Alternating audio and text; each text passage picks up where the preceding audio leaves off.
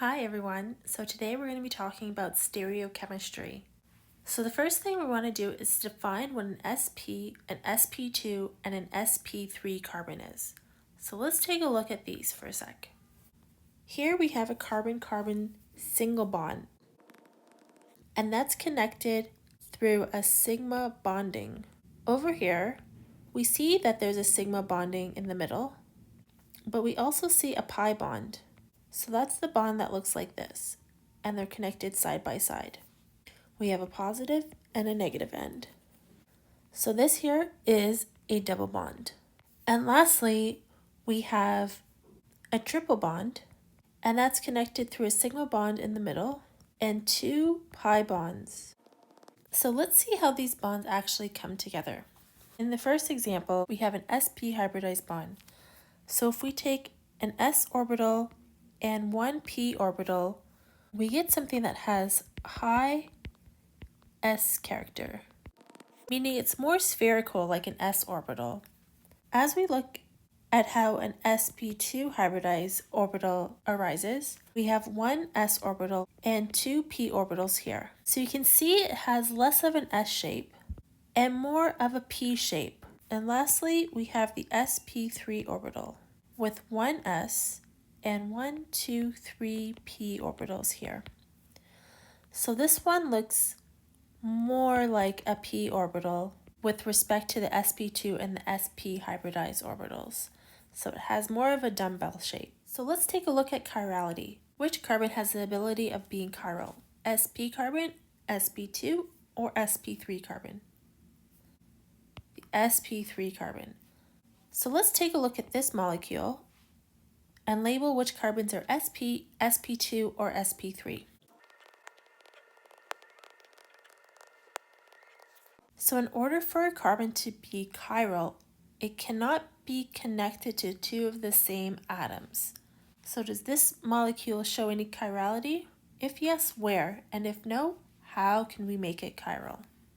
So if we add a methyl group there, we can see that there can be a hydrogen coming back there, and now we can see that it's bonded to 4 different groups. So we would say this molecule has a chiral center at the D carbon. Let's take a second to talk about naming. We have prefixes called ortho, para, and meta. So ortho means substituents that are right next to each other. We would call this ortho, bromo, chloro, hexane. Para means on the opposite sides. So this molecule would be called para, bromo, chloro, benzene. This molecule has a carbon in between the two substituents, so we call that meta. And this molecule is called meta, bromo, chloro, hexane. Now let's talk about naming carbons adjacent to functional groups. So this functional group is a ketone or a carbonyl. We have an alpha. Alpha means it's right beside the functional group. Beta is 2 carbons away. Gamma is 3 carbons away. And delta is 4 carbons away. Here we have a carboxylic acid. So this carbon is alpha to the carboxylic acid. This one is beta. This one is gamma. And this one is delta. Here we have an alcohol group. This alcohol group is specifically labeled as a secondary alcohol because the alpha carbon to the alcohol group is connected to 2 carbons. 1, 2. And if we keep going, we have gamma and delta. So now let's talk about which molecules are chiral. Remember, they have to be an sp3 carbon and connected to 4 different things. Let's take a look at this compound first. We can see that all of these carbons are sp3, but they're not all connected to 4 different things. These are connected to 3 hydrogens, this one's connected to 2 methyls, and this one's connected to 2 hydrogens. Next, let's take a look at this compound.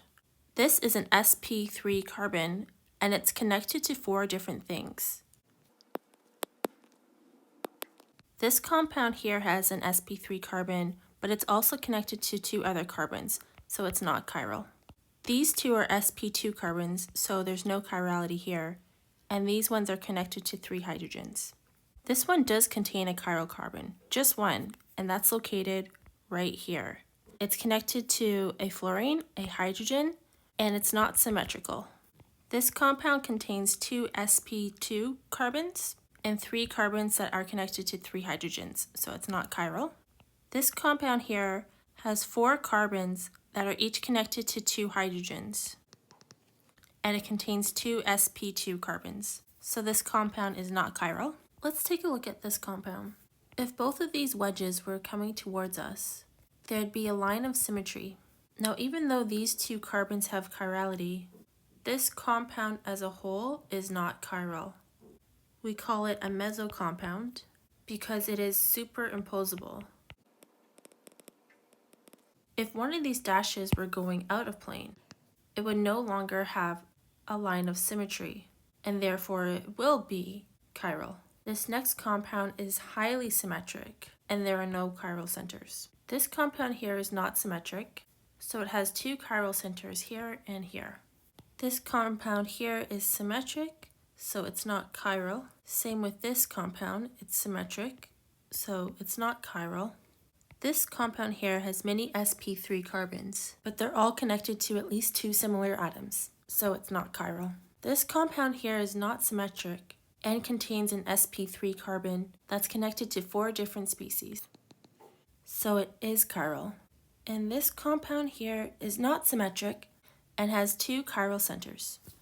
A stereogenic center of a molecule is something that has at least 3 different groups bound to the stereocenter. An example of this are chiral carbons, such as the ones highlighted in red here. This alkene group can also be a stereocenter because it's connected to different groups, whereas this alkene group is not a stereogenic center because these 2 methyl groups are the same. So next we're going to talk about constitutional isomer. These have the same molecular formula but are bonded to different atoms, so they have different connectivity. Let's take a look at this carbon alpha 2, the alcohol group. We call this a primary alcohol because that alpha carbon is only connected to 1 other carbon, and that's this beta carbon here. The molecule on the right has an alpha carbon here, and it's connected to 2 beta carbons. So we call this one a secondary alcohol. Even though they have the same molecular formula, they are different compounds. So let's solve for all the different constitutional isomers listed here. This first compound has a molecular formula of C4H10O. This one here also has the same chemical formula. And because it has different connectivity, we would say that it is a constitutional isomer. This compound here has a molecular formula of C4H8O. Now, even though this one contains the same molecular formula, we don't know if it's the same molecule or not, so we won't consider it a constitutional isomer. This compound here has the same molecular formula and different connectivity, so we would consider this a constitutional isomer. Same with this compound here. This compound has the same chemical formula as the first one. Same with this one. Same with this one, but we're not sure if it's a constitutional isomer because it could be the same compound. This one here doesn't make any sense because carbons can't be connected to 5 things. So it seems we've gathered all the constitutional isomers. Stereoisomers are the same atoms connected to the same bonds but differ in the spatial relationship between those atoms. We're going to do true or false to see if the following pairs are stereoisomers. One way to determine if they're stereoisomers is counting the carbons. Let's start with the carbon closest to the one with the alkene. So on the other compound, this would be labeled 1, 2, 3, 4, 5, 6, and 7. We can see that the alkene is in between 2 and 3, and on the other compound, it's also in between 2 and 3. So this would be considered a stereoisomer. Let's do the same for this compound. We can see that carbon 2 on the first compound is attached to a bromine, while carbon 2 on the other compound is attached to a chlorine atom. So therefore these are not stereoisomers. This compound is in the cis position, whereas this compound is in the trans position. These are stereoisomers. So this next compound is not a stereoisomer. So this is the same molecule, and it can be shown if you flip it around here. The next two compounds are also the same, so they will not be stereoisomers.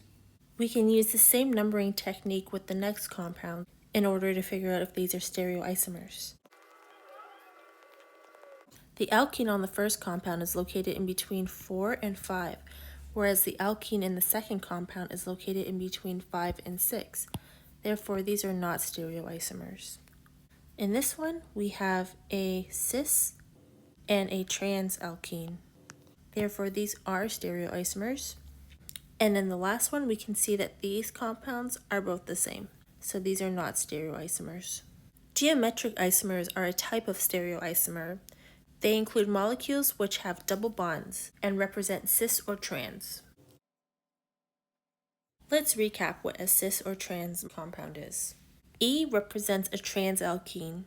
That's when you see carbons on the opposite sides of the double bond.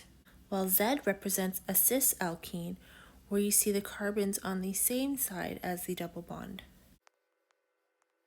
So let's go through these molecules and figure out which one of them are the E or the Z version of these alkenes. This first one is an 8-chain carbon with a cis alkene located right here. We can see an 8-chain carbon over here as well that has the trans version of this alkene. So those two would be considered geometric isomers.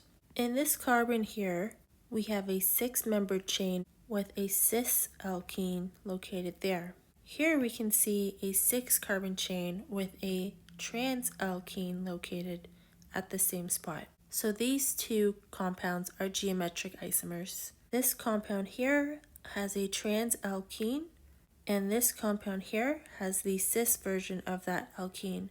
So those two would be considered geometric isomers.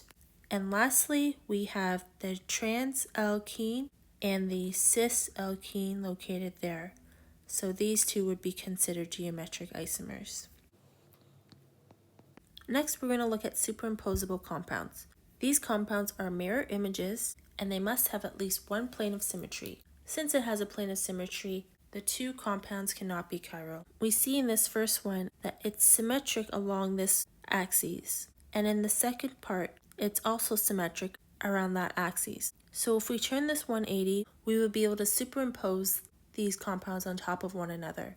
In the next set, we can see that they are the same compounds, therefore they can superimpose on top of each other. So we say that they are superimposable compounds. In the next set, we can see that they are mirror images of each other. They do not have a plane of symmetry, so therefore they cannot superimpose on one another. So we say that these are not superimposable compounds. However, in the next set, if we take this compound and rotate it around this axis 180, we would get the same compound. Therefore, they will superimpose on each other. In the next set, we can put an axis right here and rotate it 180 and see that it can superimpose on each other. If we try to turn this compound around 180 degrees, we will get something that looks like this. If we try to put this on top of one another, we'll see that it's not superimposable. If we turn this molecule around 180 degrees, we'll see that we'll get the same compound, and they can superimpose on each other. The next two compounds would be impossible to superimpose on each other, so this is not superimposable. If we try to spin this molecule around 180 degrees, we will end up with the same molecule, and note that they cannot superimpose on each other. If we rotate this compound, and we can see that these two compounds can superimpose on one another. Non-superimposable compounds are mirror images, and they have chirality. So these are chiral compounds. For example, if we took a look at our hands and place them in front of us, we can see that they are mirror images of one another. However, if we try to place the right hand on top of the left hand, we can see that on the right hand, the thumb sticks out to the left, and on the left hand, the thumb sticks out to the right, so they cannot be superimposed on one another. Therefore, our hands are chiral. Now let's take a look at compounds. We can see that the mirror image of this compound is not superimposable, even if we flip it around. So this is a non-superimposable compound which has chirality. In these compounds here, we can see that if we rotate this compound along this axis, we'll get this. And from here we can see that these are mirror images of each other. It cannot be superimposed on one another. The next set of compounds are symmetrical along this axis. And because they have that symmetry, they can't superimpose on one another. The next compounds are mirror images of one another. They're not symmetric, so they are non-superimposable. The last compounds are symmetric. So if we were to rotate this, we would get the same compound as the one on the left. So these are superimposable. We just call them enantiomers. So the last thing we're going to do is draw the enantiomer of pentanetol. Let's look at the mirror image. We have a carbon here, so we'll draw the mirror image of that carbon there. Next we have a carbon up here, and the mirror image would be there. The next carbon would be over here, and this carbon up here, and lastly that carbon over there. So let's draw in the bonds. We can see we have a hydrogen coming toward the mirror, going behind the plane, and an alcohol coming towards us, a little bit further from the mirror. Another way to draw this enantiomer is by looking at the mirror down here, to the left, and above.